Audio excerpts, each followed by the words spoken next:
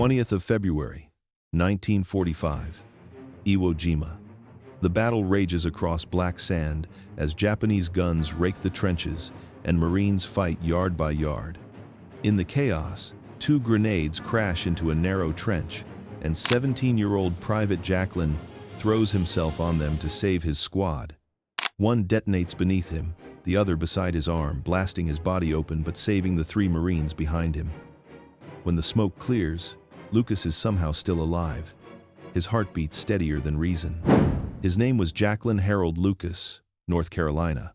4 months before Iwo Jima, he had already beaten the system once. At 14, Teen forged his mother's signature, copied a birth date from a catechism, and swore into the Marine Corps as a 17-year-old. He shaved, deepened his voice, and drilled harder than anyone at Paris Island until no one questioned the paperwork. When the Marines parked him behind the lines, he found a different way forward. In January, he slipped aboard USS WWII with the 26th Marines, stowed away in a rope locker until the transport was well out to sea, then marched into the compartment of Company C and announced he was their new rifleman. The first sergeant sputtered. The company commander stared. Then the convoy rolled in the swells toward Volcano Islands, and the question changed from, "How old are you?" to, "Can you carry ammo?" He could carry ammo. He could also listen. In the hold, he made friends, fast men from Iowa farms, Detroit assembly lines, a scout from the 4th Raider Battalion now folded into the 26th. He learned the island would be a black anvil with 21,000 defenders who wouldn't quit. He learned where the Type 96 light machine guns scythed, where the caves breathed, what volcanic ash did to a man's legs. Most of all, he kept his mouth shut about birthdays and kept his hands busy stripping bolts, rewrapping BAR bandoliers, taping spare frags to canteens. When they hit the beach on D-Day +1, kids and veterans were the same age, covered in grit, eyes white in gray faces, hearing nothing but the slaps of mortar rounds and the thin, terrifying crack of ricochets flicking past an ear. Now, in this trench, Lucas leads with instinct. 6 feet ahead, the cut bends hard right. He hand signals halt, thumbs a Mark II grenade, and angles up to lob. The throw is clean, the blast turns the corner and coughs dust back into their faces. He moves. 2 steps, 3, and the world explodes into motion. 2 silhouettes in field gray pop into the bend. One tossing something underhand, the other working a bayonet past the ledge. The something clatters twice in the ash and stops between 4 Marines. The second something skids in behind it. Type 97 grenades. There is no time to argue doctrine or measure fuse burn. There is only a boy who lied his way into a war and made it this far by deciding faster than fear. Jack Lucas sees the black eggs at his friend's knees and moves without thinking. He shoves the nearest Marine backward with his left hand, folds himself over the grenades with his right, and mashes his chest and forearms into the ash until metal presses his ribs. One of the Japanese grenades detonates beneath him. The other goes off beside his shoulder. The trench fills with smoke, dirt, and a sound that feels like it tears the island in half. The 3 Marines, still breathing, stagger back in reflex, their ears bleeding, convinced their point man is gone, another kid who came too young and left too fast. They yell for a corpsman because that's what Marines do even when there's nothing to save. Then, through the dust and the ringing, somebody hears a noise that should not exist. Jack Lucas is trying to breathe. The blast should have torn him apart. The concussion alone would have killed most men outright. But when the smoke clears, Jack Lucas is still there, half buried in volcanic ash, helmet gone, rifle snapped in 2, his hands clawing at the ground like a man surfacing from water. His back is a ruin of torn cloth and blood. Shrapnel has ripped through both arms, his chest, his neck. One fragment has lodged so close to his heart that the corpsman who finds him later can feel it ticking under the skin. For a few seconds, no one moves. The Marines behind him stare, stunned. The Japanese, who threw the grenades, are dead or gone. The trench is silent but for the sound of Lucas wheezing, his breath bubbling through blood. The corpsman slides down next to him, curses softly, rips open a field dressing, and starts working. Lucas tries to speak. The words don't come out right, his mouth full of grit and iron, but the first thing he says is, "Did they make it?" They did. All 3 Marines behind him are alive, dazed, deaf, but alive. Lucas grins faintly, then passes out. They think he's done for. The corpsman tags him expectant, meaning too far gone to waste morphine on. There are hundreds of other wounded on the slopes that morning, men burned by flamethrowers, shredded by mines, pinned by snipers, invisible in pillboxes. But one lieutenant insists they carry the kid down to the beach anyway. "He bought us 5 minutes, the officer says. "We'll buy him a chance." The stretcher ride takes 2 hours.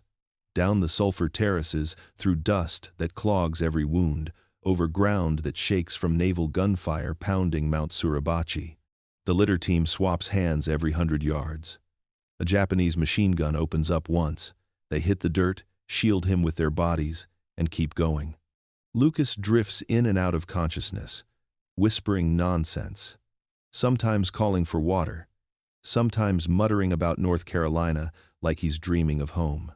When they finally reach the beach aid station, he's ghost white, pulse barely there. The surgeon on duty glances once and shakes his head. Then the kid's hand twitches. The doctor looks again and starts shouting for plasma. They cut away what's left of his dungaree jacket. Metal fragments glint in the flesh from shoulder to ankle. Some are the size of fingernails, others like needles. The blast has torn holes clean through him, 260 wounds in all, according to the report. They can't operate in the open, so they clean and pack what they can, give him morphine, hang a plasma bottle from a tent pole, and send him out on the first landing craft headed back to the hospital ship Samaritan offshore. A corpsman rides with him, swatting away flies, talking non-stop to keep him conscious. "You did good, kid," he keeps saying. "You did real good." On the Samaritan, the ship's surgeon takes one look and mutters, "He's too young." Not too hurt too young. No beard, no stubble, just a boy's jaw and a torso cross-hatched with burn dressings. When they ask his age, one of the Marines from his squad shrugs and says, "Old enough to jump on grenades." The operation lasts 7 hours. They remove 54 fragments. The rest, over 200 pieces, are too deep or too close to vital organs. They'll stay with him for life. Twice on the table he flatlines, twice the doctors bring him back. By the time they finish, the ship has run out of plasma. They hang whole blood instead. The nurses write, "Miracle case," on the chart. 2 days later, word spreads through the fleet. Kid Marine lives. It's passed from destroyer to carrier to transport. Some say he caught a dud grenade, others that he jumped on one and it didn't go off. The truth is simpler. 2 grenades, one under his body, one beside it. One detonated a fraction early, one a fraction late. Physics and luck. The kind of luck that makes superstition out of science. Marines on the beach start carrying extra rosaries.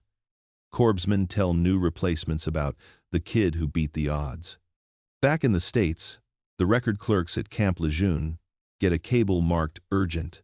It requests confirmation of identity for one PFC, Jacklyn H. Lucas, USMC, serial number 485692. The clerk double-checks the file, frowns. Date of birth, the 14th of February, 1928. That would make him 16. Impossible. Another error in the bureaucracy, they think. Then someone checks the induction form. The signature is shaky, the parent's consent obviously forged. The staff sergeant in charge looks up, smirks, and says, "Well, he's earned it now." Jack Lucas wakes up on the 3rd day. His first words to the nurse are, "Did we take the ridge?" She tells him yes. The 26th Marines have secured the northern slopes of Suribachi. The flag has gone up. He nods once and falls asleep again, smiling. The doctors can't explain how he's still breathing. The blast should have ruptured his organs, but somehow the shrapnel missed everything vital by millimeters. They call him the lucky one. His fellow Marines call him the ghost. He tells them to just call him Jack. When they finally fly him out to the field hospital at Guam, he weighs 92 pounds and can't stand. But he's alive, and in the calculus of Iwo Jima, that's a victory greater than taking a hill. What nobody knows yet is that the boy who shouldn't have been in uniform, who should have died in a trench at dawn, is about to become the youngest Marine in history to receive the Medal of Honor, and that even that won't be the wildest chapter of his story. 6 weeks later, the war is still burning across the Pacific, but the headlines are different now. Boy Marine saves 3 lives. Teen hero cheats death on Iwo Jima. The name is always the same. Private First Class Jacklyn Harold Lucas. He's recovering in a Navy hospital on Guam, body wrapped in bandages, skin like parchment from plasma transfusions. And yet he's already asking when he can go back. The doctors tell him never. The shrapnel still inside him, over 200 metal fragments, makes him a walking arsenal. Any one of them could shift and kill him. Jack Lucas laughs, a dry, boyish sound that makes the nurses shake their heads. His visitors can't stop staring. The Marines who come to see him can't believe he's real. To them, he's become myth, an idea passed from platoon to platoon, told in whispers around campfires. The story always grows. The grenades were duds, or he caught 3, or he was already dying when he did it. The truth is simpler and harder. He was alive, scared, and decided faster than fear could stop him. When one sergeant asks him why he did it, Lucas just shrugs. "They were my brothers," he says. "It was them or me. No time to think." The war grinds on. Okinawa. Then the atomic clouds over Japan. Lucas is still in a hospital bed when the surrender is signed. He listens to the radio broadcast from Tokyo Bay and feels nothing triumphant, just a strange emptiness. He's 17. The average Marine coming home from the Pacific has fought for 3 years. Jack Lucas hasn't even finished high school. He lies awake nights staring at the ceiling fan, wondering what to do with a life he almost lost before it started. September 1945. The hospital ship Samaritan brings him back to San Francisco. The air smells of diesel and celebration. Bands play on the pier, sailors cheer, and a crowd waits behind ropes. A nurse wheels Lucas down the gangway, his dress uniform hanging loose on a frame too small for the medals already pinned to it. The crowd surges forward when they hear his name. "That's him!" somebody shouts. "The kid from Iwo!" Cameras flash. Lucas blinks against the glare. Barely 18, already a legend. A week later, he's in Washington, D.C., summoned to the White House. President Harry S. Truman himself will present the Medal of Honor. Only 27 Marines receive it for Iwo Jima. Lucas is the youngest by far. He walks, or rather limps, into the East Room, wearing his uniform pressed by a nurse, the stitches still tight across his ribs. Truman shakes his hand, looks him in the eye, and says, "Son, I'd rather have one of these than be president." Lucas doesn't know what to say. He just stares at the medal, heavy and gold, the blue ribbon catching the light. The applause echoes through the room, but what Lucas remembers most isn't the noise, it's the faces. Rows of men in dress blues who came home, and the empty space that represents those who didn't. Later, when reporters ask how it feels, he says, "It feels like I got it for them."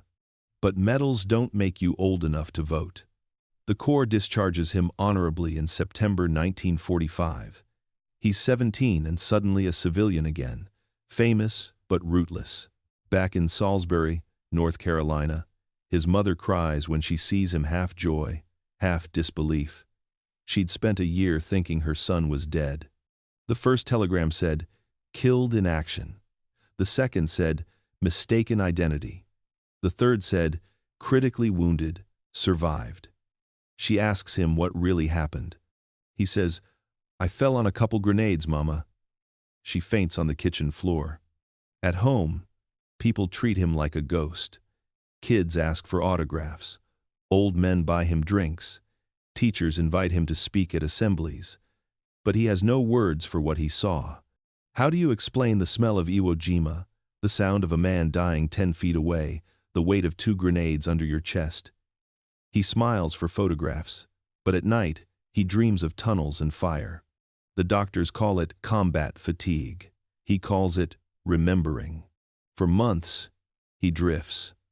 The Marine Corps offers him a desk job, the Army a recruiting tour, but he refuses both. He's too young to lecture anyone about war. He wants to be useful again, not a monument. So he goes back to school, sitting in a classroom full of teenagers 2 years younger than him. They whisper when he walks in. The newspapers have already written their story of the boy who couldn't die. None of them realize the hardest part is trying to live. One afternoon in 1946, he visits a Marine recruiting station in Winston-Salem. The sergeant behind the desk looks up, startled. "You again?" Lucas grins. "Thought I'd do it right this time." The sergeant laughs, calls HQ, and within a week, Jack Lucas is back in the Corps, officially this time, no forged papers required. He trains new recruits, lectures about grenades, discipline, and decision-making. His lessons aren't about glory, he tells them about fear, about how you can't think your way out of terror, but you can act through it. He shows them the scars across his chest and says, "This is what happens when you run out of time to decide. So make your decisions before the grenade lands." His fellow instructors notice something else. Lucas absorbs tactics like oxygen. He studies new weapons, new gear, the evolution of amphibious assaults. When the Marines experiment with airborne units, he volunteers immediately. By 1950, he's qualified as a paratrooper. The doctors still tell him he shouldn't jump with the shrapnel still inside him. He jumps anyway 36 times, one for each piece of metal that still makes him flinch when it rains. In the post-war years, the Corps slowly forgets the boy who lied his way into the war. But among Marines, his story is still gospel. A 14-year-old kid who cheated the system, fought grown men, and stopped 2 grenades cold with his body. 1951. To the public, he's a headline that won't die. To his brothers in arms, he's something else entirely. The proof that courage doesn't ask permission. The Korean War is burning through the peninsula. The United States Marine Corps has been called again, and some of the men who fought at Iwo Jima are now back in uniform. Jack Lucas is one of them. He's 23 now. The scars have faded from red to white, but they still map his body like a topographical chart of pain. He's leaner, quieter, but his eyes haven't aged. They're still the same dark, quick eyes that read danger before anyone else. When the Marines announce they're forming new airborne units, Lucas volunteers without hesitation.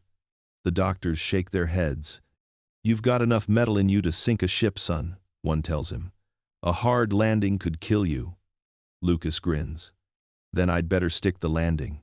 He makes it through jump school at Fort Benning, Georgia, one of the first Marines to earn Army paratrooper wings. He jumps from C-46 seconds and C-47 seconds, like a man trying to prove gravity wrong. He lands hard, every time, limping away with new bruises on top of old scars. He tells his buddies he's just getting used to it. When asked why he's still in, he says, "If I can walk, I can serve."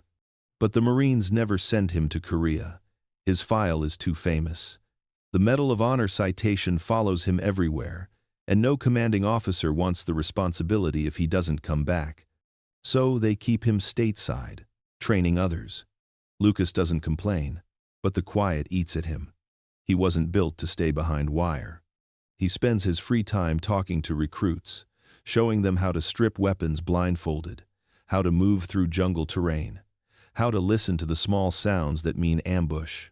He tells stories only when pressed, and even then, he leaves the worst parts out. It's during those long training days that people start to notice something about Lucas. His instincts are still razor sharp. He's the first to spot when a recruit freezes under pressure, the first to react when a jump goes wrong. Once, during a training exercise over North Carolina, a parachute malfunctions mid-drop. The canopy twists, collapsing into a spiral. Lucas is in the next stick, watching it happen. Without orders, he dives out early, free falls toward the tumbling recruit, and slams into him mid-air. He grabs the secondary chute's ripcord and yanks it open with both hands. The two men hit hard in a pine field, bruised but alive. The instructors yell about procedure. Lucas shrugs it off. "We land together," he says. The Corps doesn't write that one down, but the story spreads quietly, another impossible move from the kid who never learned fear properly. By 1953, the war is winding down. Lucas leaves the Marines again, this time on his own terms. He's earned the right to peace. He returns to North Carolina, tries college, tries business, tries normal life. None of it fits. He ends up in construction, something tangible, something where hands and sweat make sense. But even in civilian life, the legend follows him. When people realize who he is, they call him the Grenade Kid. He laughs it off, but inside, it bothers him. Not the nickname, the misunderstanding. They think his story was about dying bravely. He knows it was about living fast enough to save others. Then comes the part almost no one knows. In the 1,960 seconds, long after the parades fade, Lucas joins the Army Reserve. Not for fame, for discipline, for the quiet hum of purpose he misses when he's out of uniform. He's 40 years old, a Medal of Honor recipient with a chest full of shrapnel, training alongside men half his age. During one drill, a live-fire grenade range, a young private freezes when his throw bounces short. Lucas moves before the range officer can shout. He dives, grabs the grenade, and hurls it clear just as it detonates mid-air. The blast knocks him flat. The instructor screams his name, thinking history has just repeated itself. When the dust clears, Lucas is sitting up, ears ringing, grinning through the smoke. "Guess I'm still lucky," he says. By now the fragments inside him have fused to bone. Doctors count at least 200 pieces of steel and lead. Some have worked their way to the surface, others ride close to his heart. Airport metal detectors hate him. He calls himself half man, half shrapnel. He remarries, raises a family, runs a small business, but he never stops living like a Marine. Every morning he does push-ups on the porch before dawn. Every 4th of July, he reads the names of the men he served with. When his sons ask about the war, he doesn't tell them about medals. He tells them about the sound grenades make when they hit ash, about how the world goes quiet right before everything ends, about how courage isn't an act, it's a decision you make once and live with forever. And through all those years, the Marines never forget him. He's invited to speak at Quantico, at Paris Island, at memorial dedications.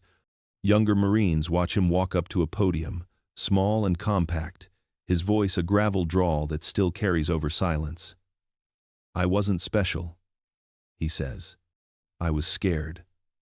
I just didn't have time to stay scared." Behind the jokes and the modesty, he's still restless. The doctors call it survivor's drive, the need to keep proving you deserve to live. Lucas calls it unfinished business. Whatever the name, it keeps him moving forward, long after his generation has gone gray. By the time the Vietnam era begins, the United States has new heroes, new battles, new controversies. But in Marine Corps barracks from Camp Pendleton to Okinawa, recruits still learn one name during boot camp. Jacklyn Harold Lucas, the 14-year-old who joined the Corps by lying, stowed away on a ship to war, jumped on 2 grenades, lived to tell about it, and then jumped out of airplanes just to see if fate was still paying attention.